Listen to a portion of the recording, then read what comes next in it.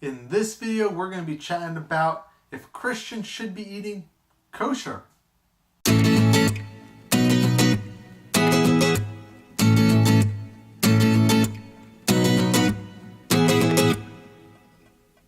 Hey, this is Tyler, your Christian personal trainer. And here at 517 Fitness, we are all about helping you lose weight and gain faith. If you were to ask the average person what kosher meant, more than likely they're going to say it's blessed by a rabbi. And they wouldn't be wrong. All kosher food has to be blessed by a rabbi, but there's actually more to it than just that. The Hebrew word for kosher actually means appropriate or fit. So what kosher actually means is that it's food that is appropriate or fit for a Jewish person to eat. Kosher food is broken up into three categories: meat, dairy, and parava. Kosher meat might be the most complicated of the three to make kosher. There's a lot of steps that go into the process. The first is that the animal has to be of a clean animal described in Leviticus 11. So that's your cow, your chickens, your lamb. So pretty much that cuts out all pig and rabbit. The second thing is a little bit more intense, but the person that actually kills the animal has to be trained and go through a whole process.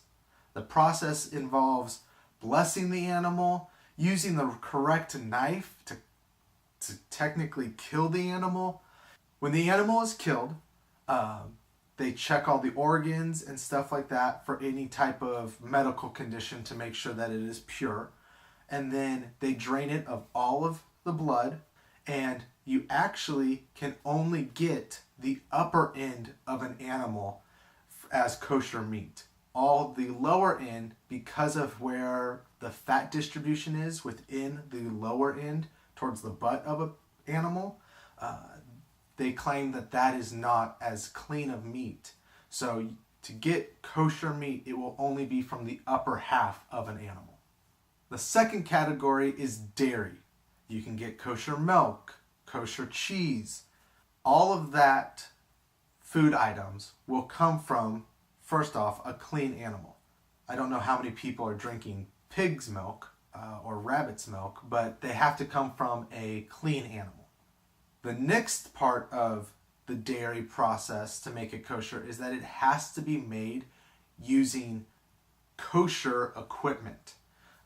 Any equipment will be kosher, but what it really goes down into is the cleaning process of that equipment once it's been used.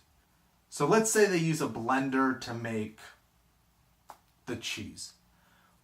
To clean that piece of equipment, a rabbi has to come in and deep clean it using steam, fire in some cases.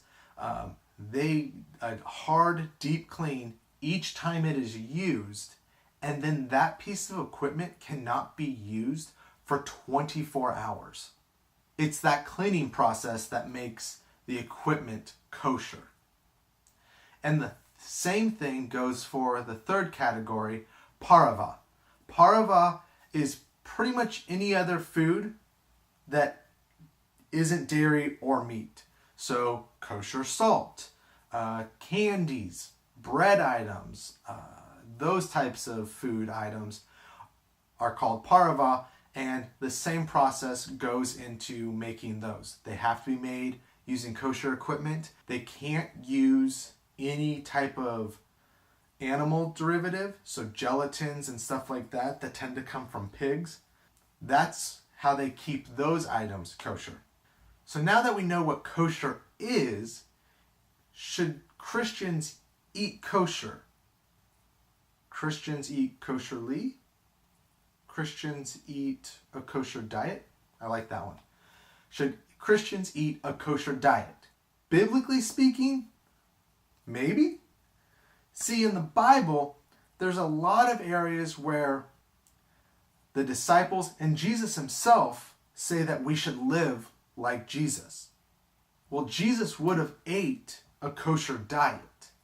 And then even if you look at the word kosher itself, it means fit or appropriate, which would imply that it is fit or appropriate for us to eat. So, should a Christian eat kosher? Eating kosher is going to have nothing to do with your salvation. You believe in God and that He died on the cross for your sins. If you eat bacon every morning, or if you don't, that's not going to have anything to do with your salvation. But if you're trying to eat a healthy, fit lifestyle, is eating kosher a good practice? I think so. To eat kosher is basically to eat organic, natural, cage-free, all those it words of the health industry. Kosher sums all that up. So with that, I'd love to get your opinion. So are you going to add kosher to your diet? Let's have that chat down in the comments below. Thank you so much for watching this video. Because you're awesome, there's a free gift for you down in the description area. Once you've downloaded that, go ahead and check out one of these videos. And if you like what we're doing here at 517 Fitness, make sure to subscribe right down there. And like always, remember to finish strong, God bless, and I will see you in the next video.